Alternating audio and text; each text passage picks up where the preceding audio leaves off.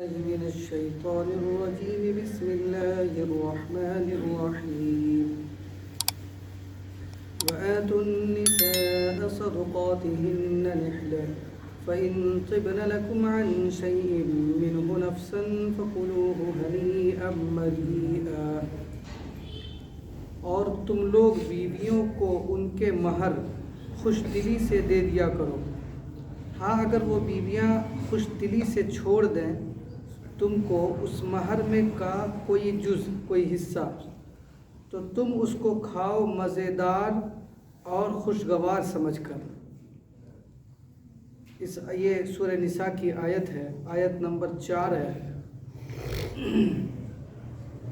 اس سے پہلے ایک سے زائد نکاح کرنے کی صورت میں جو زمانے جاہلیت کے اندر ظلم و زیادتی کرتے تھے لوگ، ایک سے زائد نکاح کر کے، اس کا راستہ بند کیا اسلام نے کہ اگر ضرورت ہے، اگر ضرورت نہیں ہے تو پھر ایک ہی پر اکتفا کرو، اور اگر ضرورت ہے ایک سے زائد کر لیا تو سب کے درمیان انصاف کا معاملہ کرو، یہ کہا گیا۔ اس آیت کے اندر تمام کے تمام عورتوں سے متعلق تمام کے تمام شوہروں سے کہا گیا ہے کہ اپنی بیویوں کا مہر دے دو خوش دلی سے۔ اس آیت کو سامنے رکھ کر، دراصل یہ آیت جب نازل ہوئی تو اس وقت عرب کے اندر کئی طرح کی اس حوالے سے زیادتی ہوتی تھی عورتوں پر۔ ایک زیادتی یہ کرتے تھے وہ لوگ کہ یا تو وہ مہر دیتے ہی نہیں تھے، کچھ لوگ تو وہ تھے جو مہر دینا ہی نہیں چاہتے تھے، کچھ شوہر ایسے تھے جو اپنی بیوی کو مہر دیتے ہی نہیں تھے، اور کچھ وہ تھے کہ مہر اگر دے دیا تو اس کے جو والد ہیں یا جو بھی گارجن ہیں لڑکی کے، وہ لے کر اس کو اپنے خرچے میں استعمال کر لیتے۔ چاچا کے پرورش میں ہے تو چاچا استعمال کر لیا، بھائی کی پرورش میں ہے تو بھائی نے استعمال کر لیا، والد کی پرورش میں ہے تو والد نے استعمال کر لیا۔ اس کو ختم کرنے کے لیے اللہ رب العزت نے فرمایا وَآتُوا النِّسَاءَ صَدُقَاتِهِنَّ نِحْلَةً، وَآتُوا النِّسَاءَ کہ مہر عورتوں کے ہاتھ میں دو۔ اس میں دونوں مخاطب ہیں، شوہر بھی مخاطب ہیں اور لڑکی کے جو گارجین ہیں، اولیاء جن کو کہا جاتا ہے، ولی کہا جاتا ہے، وہ بھی مخاطب ہیں۔ اولیاء سے کہا جا رہا ہے کہ اگر تم اپنی زیر پرورش لڑکی کا مہر وصول کر چکو تو اپنے پاس اپنے مصرف میں بغیر اجازت کے استعمال مت کرو۔ وَآتُوا النِّسَاءَ اس کا جس کا حق ہے وہ اس کو دے دو۔ شوہر سے کہا جا رہا ہے کہ شوہر کا بیوی کا یہ واجبی حق ہے، وہ اس کے ہاتھ میں دو، اس کے والد وغیرہ کے ہاتھ میں مت دو۔ یہ وَآتُوا النِّسَاءَ مہر اس کے ہاتھ میں جانا چاہیے، یا کم سے کم اتنا ہے کہ اگر کسی اور کے ہاتھ میں جا رہا ہے، والد صاحب کے ہاتھ میں یا کسی اور کے ہاتھ میں، تو اس کی ذمہ داری بن جاتی ہے کہ وہ اپنی بیٹی کے حوالے کر دے کہ یہ تمہاری چیز ہے، تمہارا حق ہے، یہ ہے۔ ایک تو خرابی یہ تھی، اس کو اس آیت اس جملے کے ذریعہ ختم کیا۔ دوسری خرابی یہ تھی زمانے جاہلیت کی کہ اگر دیتے بھی تو ایک تاوان اور جرمانہ سمجھ کر، بادل ناخواستہ، دل میں دل کھٹا کر کے کہ یار دینا پڑ رہا ہے دے دیتے ہیں، اس چیز کو ختم کیا اللہ رب العزت نے نحلہ کہا کے۔ نحلہ کہتے ہیں ایسے دینوں کو جو خوش دلی سے ہو، خوش دلی سے دینے کو نحلہ کہا جاتا ہے۔ تو یہ کہا کہ بھئی اس کا حق ہے، جس طریقے سے دیگر حقوق جو ہے خوش دلی سے انسان ادا کرتا ہے۔ آپ نے سامان لیا دکاندار سے تو اس کو پیسہ دیجیے گا نا، تو وہاں پر دل کھٹا کرنے کی تو ضرورت نہیں ہے، اس کا حق ہے وہ پیسہ دینا۔ تو اسی طریقے سے یہ اس کا حق ہے، اس کو بھی خوش دلی سے دو۔ تو یہ دو بات تھی۔ تیسری چیز جو وہاں رائج تھی وہ یہ کہ لوگ جو ہے مہر کو معاف کروا لیتے تھے۔ اب معاف کرنے کے اب رواج کم تھا اور دباؤ دے دیا، عورت بھی اس دباؤ میں آ کر معاف کر دیتی تھی کہ ان کی زوجیت میں ہم کو رہنا ہے، اگر معاف نہیں کروں گی اور تو ملے گا تو نہیں، بلا وجہ کی جو ہے کشیدگی پیدا ہوگی اور رشتہ جو ہے خراب ہوگا، چلو معاف کر دیتے ہیں۔ ظاہر سی بات ہے کہ یہ دباؤ دے کر معاف کرانا یہ معافی نہیں ہے، جب تک کہ خوش دلی سے معاف نہ کرائے۔ اس چیز کو ختم کیا اللہ رب العزت نے آخری جملے سے، اگلے جملے سے، اگر ہاں وہ بیویاں خوش دلی سے کچھ چھوڑ دیں، معاف کر دیں، خوش دلی سے معاف کر دیں تو صحیح ہے، لیکن اگر بد دلی سے معاف کر دیں تو وہ صحیح نہیں ہے۔ خوش دلی اور بد دلی کا پتہ کیسے چلے گا؟ وہ پتہ چلے گا، حضرت علامہ تھانوی رحمۃ اللہ علیہ نے سمجھایا ہے کہ اس سے کچھ بات کیے بغیر بالکل خوشی کے ساتھ مہر کی جو رقم ہے اس کے ہاتھ میں دے دیا جائے کہ یہ تمہارا حق ہے۔ اس کے بعد اگر وہ کچھ دے دے یا واپس کر دے اور اس کو سمجھا بھی دیا جائے کہ بھائی یہ تمہارا حق ہے، ہم دے کر جو ہے یہ ہماری ذمہ داری ہے اور یہ تمہارا لینا جو ہے تمہارے لیے بالکل حلال ہے، اس میں ذرہ برابر کوئی کمی کوتاہی نہیں ہے اور ہم خوش دلی سے دے رہے ہیں، اس کو ہم کبھی ذہن میں رکھیں گے نہیں۔ تو یہ ساری وضاحت کرنے کے بعد جو ہے اس کو دے، اور اس کے بعد بھی اگر وہ واپس کر دیتی ہے کچھ وجہ سے، مثال کے طور پر اس کو لگے کہ نہیں ہمارے شوہر کو ضرورت ہے، فلاں کام کی ضرورت یا کسی اور وجہ سے، تو پھر وہ لینا جائز ہے۔ ورنہ معاف کرانا یا یہ کہ وہ کسی حالت میں جا کر معاف کرا لینا وہ صحیح نہیں ہے۔ اس جملے کے ذریعے اللہ رب العزت نے فرمایا فَإِن طِبْنَ لَكُمْ، اگر وہ بیویاں خوش دلی سے معاف کر دیں، کل معاف کر دیں، آدھا معاف کر دیں یا کل لے لیں، جو بھی کر دیں خوش دلی سے کر دیں تو وہ تمہارے لیے جائز ہے، حلال ہے۔ اور یہ اصول ہے، یہ اسلام کا اصول ہے۔ اللہ کے رسول صلی اللہ علیہ وسلم نے فرمایا لا يحل مال امرئ الا بطیب نفس منہ، کہ کسی بھی انسان کا مال یا حق بغیر اس کی خوش دلی کے حلال نہیں ہے کسی کے لیے۔ کسی بھی انسان کا مال بغیر اس کی خوش دلی کے اگر لے لے تو وہ حلال نہیں ہے، اور خوش دلی کا پتہ اس سے چلے گا۔ یہ عام اصول ہے۔ مثال کے طور پر ایک مثال دیتے ہیں ہم، مجمع عام میں چندہ ہو رہا ہے کسی چیز کا، واجبی حق نہیں ہے، کسی چیز کے لیے بھی چندہ ہو رہا ہے۔ اب اس میں جو ہے اب بڑھ چڑھ کر لوگ حصہ لے رہے ہیں۔ اب ایک آدمی بیچارہ غریب ہے، اب ہر شخص نے دے دیا تو اب اس پر تو دباؤ ہو جائے گا کہ ہم کو بھی دینا ہے، کہ ہم کو بھی بڑھ چڑھ کر حصہ لینا، نہیں تو کیا سمجھیں گے لوگ، تو یہ دباؤ ہو گیا۔ تو اس طرح کا چندہ اگر نہیں، ضروری چندہ نہیں ہے تو ایسی صورت میں مجمع عام میں نہ کرنا چاہیے۔ ہاں اگر ایسی ضرورت ہو کہ مثال کے طور پر مسجد بنانا بہت ضروری ہے یا کوئی اور دینی کام ہے وہ بہت ہی ضروری ہے تو مجمع عام میں کرنے میں حرج نہیں ہے، اس میں ایک دوسرے کو دیکھ کر لوگوں کو ابھار ہوتا ہے اس میں، لیکن کہہ دے آدمی کہ جس کو جتنا بن سکے خوش دلی سے اپنی بساط اپنی طاقت کے بقدر دے دے، کوئی اس میں یہ نہیں ہے۔ ایسی صورت میں آدمی جو ہے ایک تھیلا رکھ دے اس میں گرا دے، پتہ ہی نہیں چلا کہ اس کو کتنا چلا دکھ رہا ہے، وہ کیا لکھ کر جو ہے دے رہے ہیں، اعلان ہو رہا ہے، وہ سب کی اجازت نہیں ہے، اس سے آدمی دباؤ میں آ جاتا ہے، تو وہ طیب نفس نہیں ہوا، طیب نفس نہیں ہوا، دل کی خوشی اس میں شامل نہیں ہوئی۔ ٹھیک اسی طریقے سے یہی اصول چلے گا اپنی بہن اور بیٹی یا جو بھی خواتین ہیں یا ان لوگوں کو وراثت میں حصہ دینے کے بارے میں، کہ عام طور پر یہی ہوتا ہے۔ ہم لوگ ابھی اس زمانے میں اتنا زمانہ گزر گیا، لیکن ہمارے یہاں بھی ہو تو ہم نے زمانے جاہلیت کی 3 جو ظلم و ستم ہوتا تھا وہ شمار کرا ہے، لیکن یہ سارے کے سارے ظلم و ستم ہمارے یہاں بھی رائج ہے۔ بہت سارے لوگ وہ ہیں جو دیتے ہی نہیں ہیں، دینے والوں کی اگر سنکھیا گنی جائے تو مجھے لگتا ہے مشکل سے جو ہے 5% لوگ دیتے ہوں گے مہر، وہ بھی شہری چھیتر میں، اور دیہات وغیرہ چھیتر میں تو تصور ہی نہیں ہے کہ مہر بھی کوئی چیز ہے دینے کا۔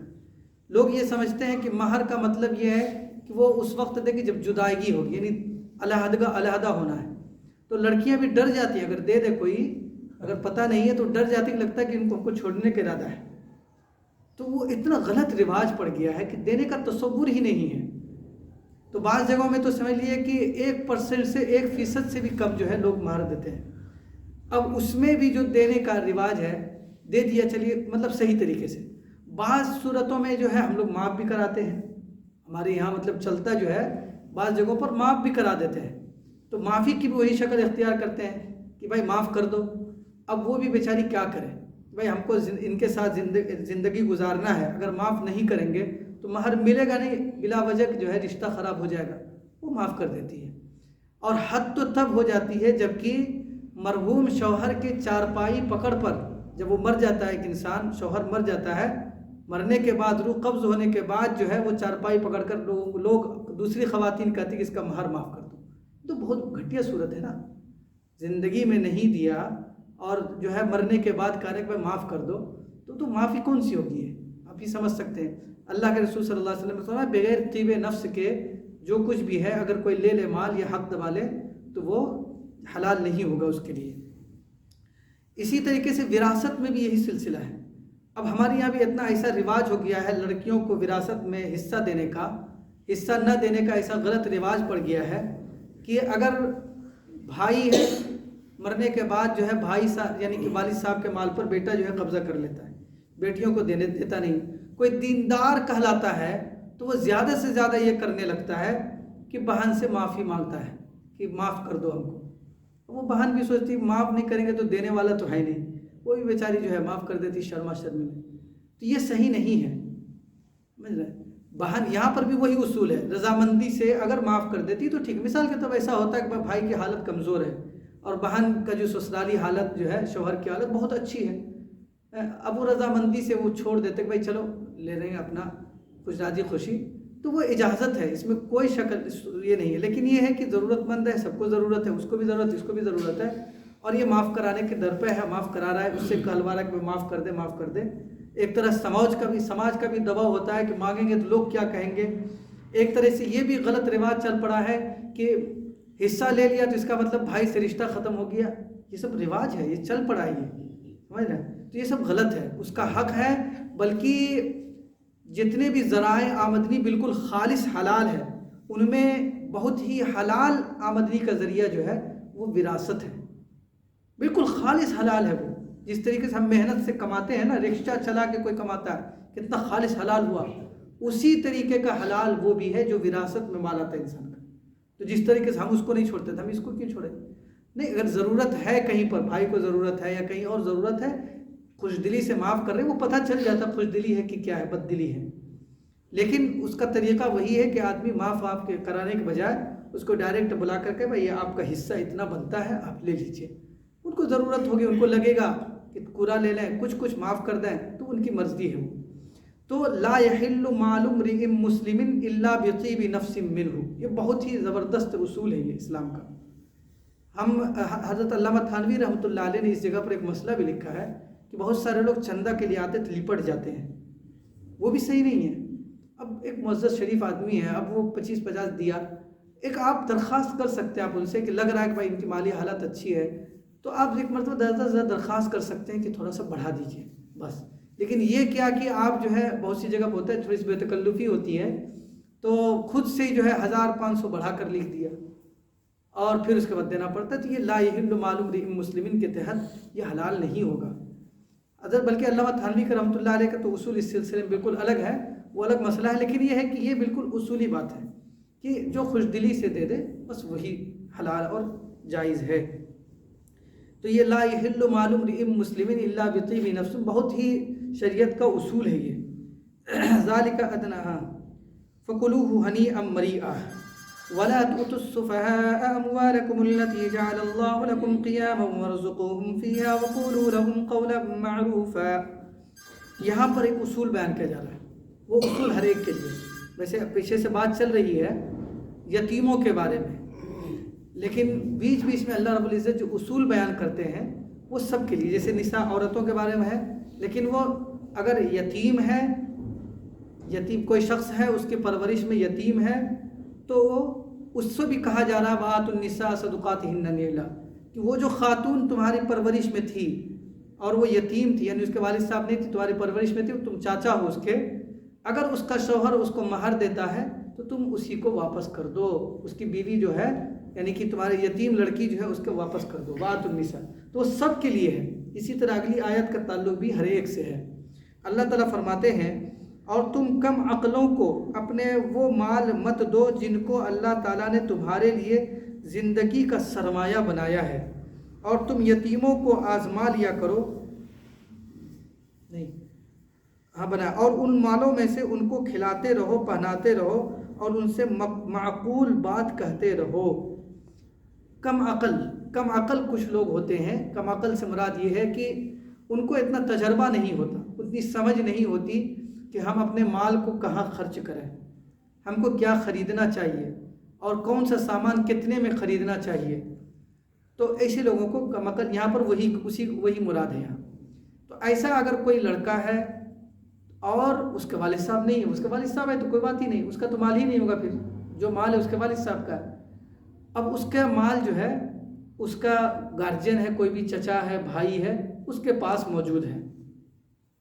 تو اللہ تعالیٰ فرماتے ہیں کہ اگر وہ کم عقل ہے تو اس کو وہ مال مت دو، اس کو مال مت دو، بلکہ اس کے مال میں سے، یا اگر کوئی یتیم ہے، وہی بتایا ہم نے جیسے چچا ہے تو اس کا چچا اس کا نگراں ہے، تو اس سے کہا جا رہا ہے کہ اس کا جو مال ہے، اس کے باپ کو وراثت میں جو ملا ہے، وہ مال اس کے حوالے مت کرو، بلکہ کیا کرنا ہے، اس کے پاس اپنے پاس رکھے رہو، یہ کہا جا رہا ہے.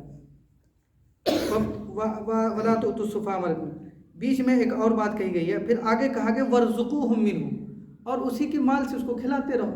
اپنا کھلانا ضروری نہیں. اگر کسی بچے کا، اگر کوئی شخص ایسا ہے کہ اس کے پاس اس کا بھتیجا ہے، اس کے والد صاحب یعنی بھائی نہیں ہے موجود، یعنی لڑکے کا باپ موجود نہیں ہے، لیکن اس کے پاس مال بھی ہے اپنا، تو کھلانے میں اسی کا پیسہ اس کو کھلانے میں استعمال کر سکتا ہے.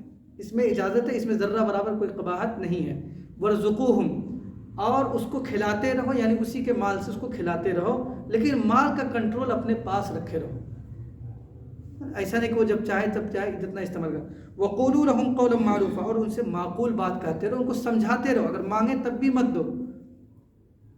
سمجھ رہے ہیں؟ ان کو سمجھاتے رہو کہ بابو یہ تمہارا ہی ہے، جب تم تھوڑا بڑے ہوگے، تمہارے اندر سمجھ ہوگی تو ہم تم کو جو بھی بچے گا دے دیں گے. وَقُولُوا لَهُمْ قَوْلًا مَّعْرُوفًا، اور ان سے معقول بات کہتے رہو، یعنی سمجھاتے رہو ان کو کہ یہ تمہارا ہی مال ہے، اور اس کو کھلاتے پلاتے رہو. بیچ میں اللہ رب العزت نے مال کی جو اہمیت ہے، جو واقعی اہمیت ہے، وہ بتایا. اللہ رب العزت نے فرمایا کہ مال وہ ہے کہ جو تمہارے لیے زندگی کا سرمایہ ہے. ظاہر سی بات ہے، زندگی گزارنے کے لیے مال کی ضرورت، روپے پیسے کی ضرورت پڑتی ہے. تو اس سے مال کی اہمیت سمجھ سکتے ہیں. مال زندگی کا ایک سرمایہ ہے، اس کو ضائع کرنا گناہ ہے، فضول خرچی گناہ ہے نا. مال جو ہے ضائع کرنا گناہ ہے. دیکھیے نیک کام میں خرچ کرنا جہاں ضرورت ہے اس میں تو ثواب کا کام ہے، لیکن ضائع کرنا گناہ ہے. ایسا نہیں ہے کوئی شخص کی مسلمان کے لیے یہ جائز نہیں ہے کہ مان کے چلیے اگر پیسہ ہے ہمارے پاس تو ہم اس کو ردی کی ٹوکری میں ڈال دیں، جلا دیں. یہ سب جو ہے شریعت میں بھی گناہ ہے. حکومت میں گناہ تو ہے ہی ہے، حکومت بھی پکڑ لے گی، لیکن شریعت میں بھی یہ سب چیزیں گناہ ہیں. اور مال کی حفاظت کرنا انسان کی خود کی ذمہ داری ہے، شرعی ذمہ داری بھی ہے. مال کی حفاظت کرنا شرعی ذمہ داری بھی ہے، اس کو لٹانا جائز نہیں ہے. اگر کوئی شخص اپنے مال کی حفاظت کرتے ہوئے مر جائے، اس کو مارا چلا جائے، تو اس کو شہید کہا ہے. اللہ کے رسول صلی اللہ علیہ وسلم کی حدیث ہے، بخاری شریف کی روایت ہے، من قتل دون مالہ فہو شہید. جو شخص اپنے مال کی حفاظت کرتے ہوئے مارا گیا وہ شہید ہے. تو مال کی حفاظت جو ہے یہ ذمہ داری ہے انسان کی، اسلام اس سے منع نہیں کرتا. وہ الگ مسئلہ ہے کہ ہم کو جان دینا چاہیے، کتنا کے لیے دینا چاہیے، کتنا نہیں دینا چاہیے، وہ الگ مسئلہ ہے. لیکن مال کی حفاظت کرتے ہوئے اگر کوئی مارا گیا تو وہ شہید ہے. تو مال کی اتنی اہمیت ہے. شروع زمانے کے جو بزرگان دین تھے ان کا اپنا ایک نظریہ تھا کہ ان کے نزدیک دین کی اہمیت تھی. ان کو پتہ تھا کہ اگر ہماری ضرورت دنیاوی کوئی ضرورت ہوگی اور وہاں پر اگر پوری نہیں ہو رہی ہے، ہمارے پاس پیسے نہیں ہوں گے، تو بھی ہم پر کوئی فرق نہیں پڑے گا، ہم اس ضرورت کو پوری کرنے کے لیے اپنے دین کو نہیں بیچیں گے. ان کو اس پر اعتماد تھا. سمجھیے جو پوائنٹ بتا رہے ہیں. حضرت ابوبکر صدیق رضی اللہ تعالیٰ عنہ ان کا کوئی نقل کرنا چاہے تو ناجائز ہو جائے گا، کیونکہ ان کا پورا گھرانہ ہی ویسا تھا. اللہ کے رسول صلی اللہ علیہ وسلم نے بعض صحابہ کرام کے تھوڑی سی زیادہ مال کو بھی قبول نہیں کیا. فرمایا تمہارے بال بچے کہاں، ان پر خرچ کرو.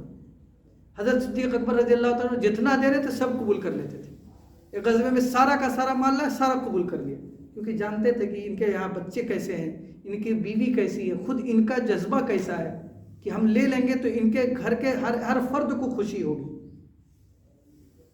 تو سمجھنے والی بات یہ ہے کہ انسان کے اندر اگر دین کی اہمیت اتنی زیادہ ہے کہ کبھی اگر کوئی ضرورت دنیاوی پیش آئے تو وہ اپنی ضرورت کو پوری کرنے کے لیے دین کا سودا نہیں کرے گا. اگر وہ مال نہیں لا رہا ہے تو کوئی بات نہیں ہے، اس کو حساب نہیں دینا ہوگا۔ تو بزرگان دین جو چلے تھے اس راستے پر اور چلتے ہیں، ان کا مقصد، ان کے نزدیک یہی پیش نظر ہوتا ہے کہ ہمارے یہاں دنیا کوئی حقیقت نہیں ہے، اس لیے جو ہے وہ مال کو بہت تھوڑا کم سے کم مقدار میں حاصل کرتے ہیں اور بس اس طرح ہلکا پھلکا ہو کر زندگی گزار کر چلے جاتے تاکہ کل قیامت کو ہم کو حساب نہ دینا پڑے۔ لیکن بعد کے زمانے میں ایسا ہوا کہ دین کی اہمیت کم ہو گئی، اب تو تھوڑی سی فیشن کے خلاف ورزی ہونے پر بھی دین کا سودا کرنے کے لیے تیار ہے، چیز ہے کہ ضرورت کی چیز ہو۔ مثال کے طور پر ہم کو جو ہے، ہم کو اتنا مال نہیں ملے گا، ہم فلاں فیشن نہیں کر پائیں گے، ہم فلاں اچھا کپڑا نہیں پہن پائیں گے، اس کے لیے ہم کو اگر فلاں ہم گناہ کا ارتکاب کر لیتے، فلاں رشوت لے لیتے، ہم یہ والا کپڑا پہن لیں گے یا ہم اس طریقے سے مکان بنا لیں گے بالکل شاندار عالیشان، تو کیا کرتے لوگ؟ وہ ارتکاب کر رہے ہیں، لوگ دھڑنے سے کر رہے ہیں۔ ایسی صورت میں حلال مال کی آمدنی کے لیے کوشش کرنا بالکل صحیح ہے۔ اسی وجہ سے کا خلاصہ صرف اتنا ہے کہ مال فی نفسی غلط نہیں ہے، مال فی نفسی برا نہیں ہے، مال تو ہماری زندگی کے لیے ضروری ہے، لیکن اس کے ساتھ ساتھ جو اس کے حقوق ہیں وہ بھی ادا کریں، ساتھ ہی ساتھ اس کی جو خرابی ہے مال کی وجہ سے جو آتی ہے انسان سے، اس سے بچتا رہے۔ مال آ گیا، اب دوسرے پر جو ہے برتری جتا رہے ہیں، اچھا پہن کر جو ہے دوسروں کو گھٹیا سمجھ رہے ہیں۔ اچھا پہننا برا نہیں ہے، یہی ایک چیز ہے سمجھنے والی، اچھا پہننا برا نہیں ہے، شریعت کے حدود میں رہ کر اچھا پہن سکتا ہے آدمی، اچھا کھا سکتا ہے، لیکن اچھا پہننے کے ساتھ ساتھ دل میں بڑائی اگر آ جائے، تکبر آ جائے تو وہ گناہ ہے۔ تو چونکہ یہ سب چیزیں عام طور پر تکبر کا سبب بنتی، اسی لیے لوگ جو ہے تلقین کرتے کہ اس سے تھوڑا سا احتیاط کرنا چاہیے۔ تو مال کمانا ایک حد میں رہ کر کمانا، ایسا نہیں کہ اسی میں لگ کر ہم جو ہے سارے وقت اسی میں لگا دیے، نہ فرائض نہ واجبات، کسی چیز کی کوئی پابندی نہیں۔ حلال میں بھی ایک لیمٹ ہے، نماز روزہ جو بھی اللہ کی رب العزت کی طرف سے فرائض ہمارے اوپر ہے، اس کو بھی پابندی سے ادا کریں۔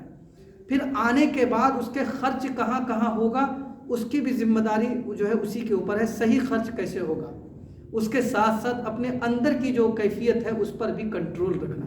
اگر یہ سب چیزیں ہیں تو صحیح ہے۔ اللہ کے رسول صلی اللہ علیہ وسلم کی حدیث سے صاف ہے کہ مال حلال جو ہے صالح اور نیک آدمی کے لیے بہترین سرمایہ حیات ہے، یہ صاف کر دیا، بالکل صاف کر دیا۔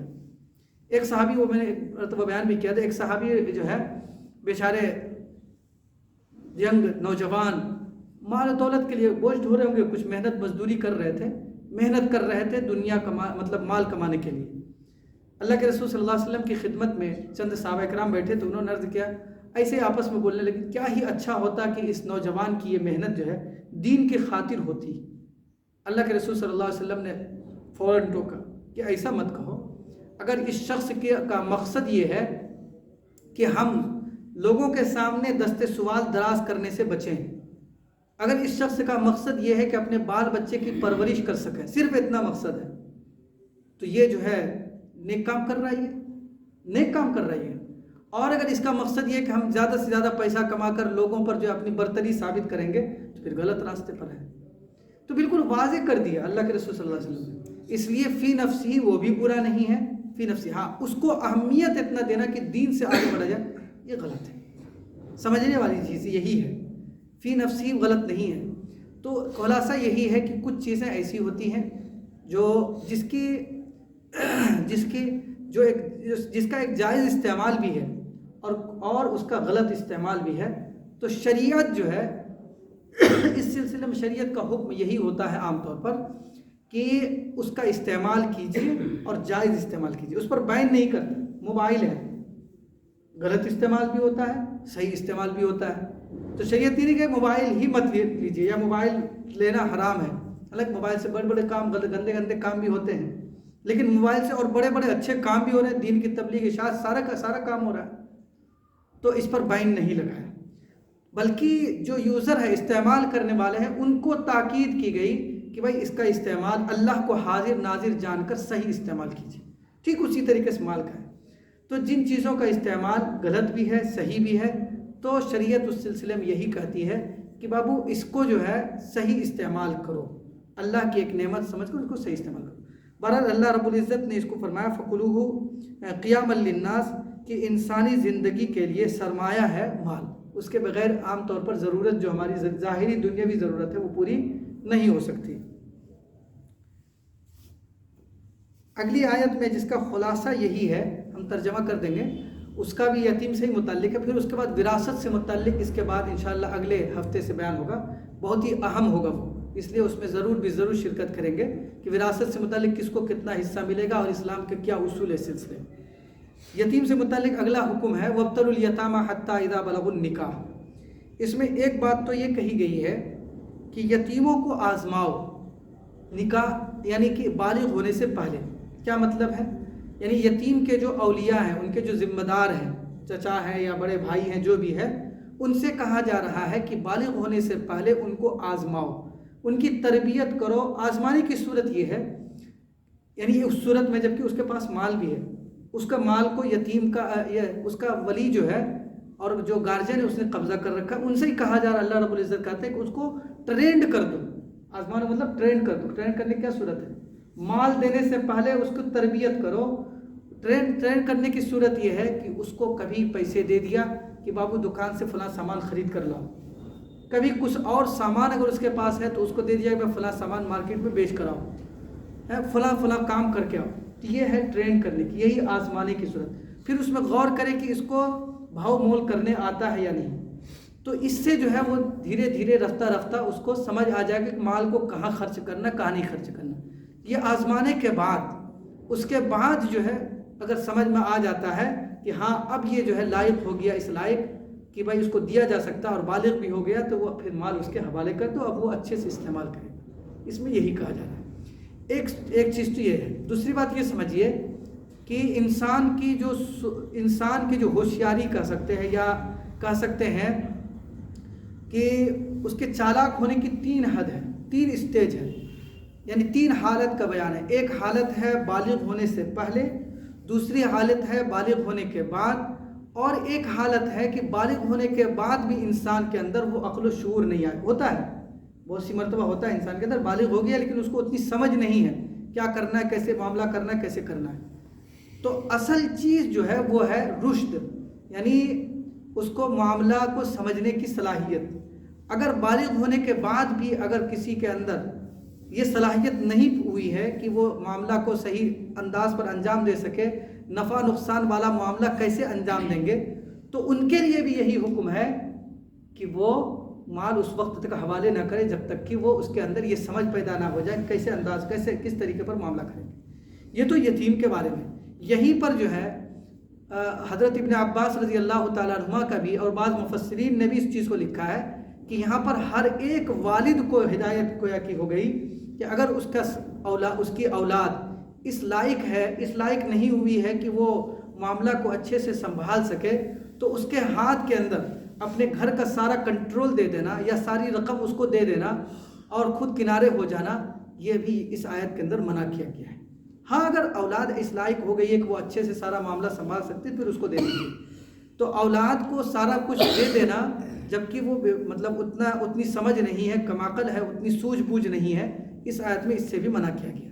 اسی طریقے سے اس میں جو ہے بالغ ہونے کی کوئی عمر متعین نہیں کی گئی ہے۔ بالغ ہونے کی عمر حضرت امام ابو حنیفہ رحمۃ اللہ علیہ کے نزدیک 15 سال ہے، چاہے وہ لڑکا ہو یا لڑکی ہو۔ بالغ ہونے کی اصل چیز جو ہے وہ علامت ہے، چاہے وہ لڑکا میں ہو یا لڑکی میں ہو، چاہے وہ 12 سال میں ہو یا 15 سال میں ہو۔ تو اگر کسی لڑکا یا لڑکی کی وہ علامت ظاہر ہو گئی جو بالغ ہونے کی علامت ہے، تو وہ عمر نہیں دیکھی جائے گی اس وقت سے، یاد رکھیں اس کو۔ اگر علامت ظاہر ہو گئی شریعت کے لحاظ سے، حکومت کے الگ قانون ہے، ان کی عمر ہے 20 سال 21 سال، تو شریعت کا اصول یہی ہے کہ اگر علامت ظاہر ہو گئی تو شرعاً وہ بالغ ہے۔ علامت ظاہر ہو، چاہے وہ 12 سال ہو، 13 سال ہو، 14 سال ہو۔ اور اگر علامت ظاہر نہیں ہوئی ہے، چاہے وہ لڑکا ہو یا لڑکی ہو، تو امام حنیفہ رحمۃ اللہ علیہ کے نزدیک انہوں نے جو احادیث قرآن و حدیث ہے اس کو سامنے رکھ کر یہی نکالا ہے کہ 15 سال کی عمر جو ہے آخری ہے۔ 15 سال کی عمر میں لڑکا اور لڑکی دونوں کے بالغ ہونے کا حکم لگایا جائے گا، چاہے وہ علامت ظاہر ہو یا نہ ہو۔ تو یہ ترجمہ دیکھ لیں۔